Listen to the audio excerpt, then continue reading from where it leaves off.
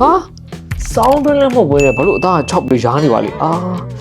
ဒီလို6ပြီးတော့ရားတယ်ဆိုတော့ငါကို moisturizer မလုံလောက်လို့မဟုတ်ပါဘူးကိုယ့်ရဲ့ skin barrier ပျက်စီးနေလို့လည်းဖြစ်နိုင်ပါတယ်ပထမဆုံးမှာတော့ရေနွေးနဲ့ဆရာတို့အချိန်ကြာကြာရေချိုးနေတာပဲဖြစ်ပါတယ်ရေနွေးကဆရာတို့ရဲ့အသားရဲ့မှာရှိတဲ့ကောင်းတဲ့အဆီလော်လေးတွေကိုယွန်းနေသွားပြီးတဲ့အခါမှာအသားပို့ပြီးတော့6တွေ့စေပါတယ်ဒါကြောင့်မလို့ကွာရေနွေးနဲ့ရေချိုးမယ်ဆိုရင်တော့အရင်မပူတဲ့ရေနွေးလေးနဲ့ချိုးမယ်ပြီးသွားရင်တော့ရေအေးနဲ့ချိုးမယ်ဆိုရင်တော့ခက်မြင်မြင်လေးချိုးဖို့လိုအပ်ပါတယ်မျက်နှာတစ်စေးသုံးတဲ့အခါမှာအပြုတ်များများပါတဲ့မျက်နှာတစ်စေးကိုသုံးမိတာမျိုးပါအမြုပ်များတာကဆရာတို့ရဲ့အသားရည်ကိုပို့ပြီးတော့တန့်စင်သွားတာမဟုတ်ပါဘူး dry skin သမားရဲ့ dress ဆိုရင်တော့နူးညံ့စွာတန့်စင်ပေးနိုင်တဲ့ gentle cleanser သုံးဖို့ဆရာအကြံပေးချင်ပါတယ်။ပြင်းထန်လို့နဲ့မျက်နှာတစ်စီးကိုသုံးတာကကိုယ့်ရဲ့အသားရည်ကိုအရန်ကိုထိခိုက်စေပါတယ်။ dry skin ကိုထိန်းသိမ်းဖို့အကောင်းဆုံးအလေးချိန်တစ်ခုကတော့ရေချိုးပြီးရတဲ့3မိနစ်တွင်မှ moisturizer လူပေးရမှာပဲဖြစ်ပါတယ်။အဲ့ဒီအချိန်မှာဆရာတို့ကလူလိုက်မယ်ဆိုရင်တော့အရေပြားထဲမှာရှိတဲ့ရေဓာတ်ကိုပိုပြီးထိန်းညှိပေးတာဖြစ်တဲ့အတွက်ကြောင့်မလို့အရေပြား6တွေ့တာကိုပိုပြီးကာကွယ်ပေးနိုင်ပါတယ်။အသားရည်6တွေ့တာကိုတိကျထိန်းသိမ်းမှုအတွက်ဆိုရင်တော့ကိုယ့် skin type နဲ့ကိုက်ညီတဲ့ skin care routine ရှိဖို့အရန်ကိုအရေးကြီးပါတယ်။ moisturizer ကောင်းကောင်းရှိတာကလည်းကိုယ့်ရဲ့ dry skin ကိုကာကွယ်ဖို့လက်နက်တစ်ခုပဲဖြစ်ပါတယ်။ကဲဒါဆိုရင်တော့ dry skin သမားရဲ့အတွက်ဘယ်လိုလုပ်ရမလဲဆိုတာသိသွားပြီလို့ဆရာယုံကြည်ပါတယ်။နောက်ဗီဒီယိုမှာလည်းပြန်လည်တွေ့ဆုံပါအောင်မယ်ကျွန်တော်တို့ထောက်ထားနိုင်ပါ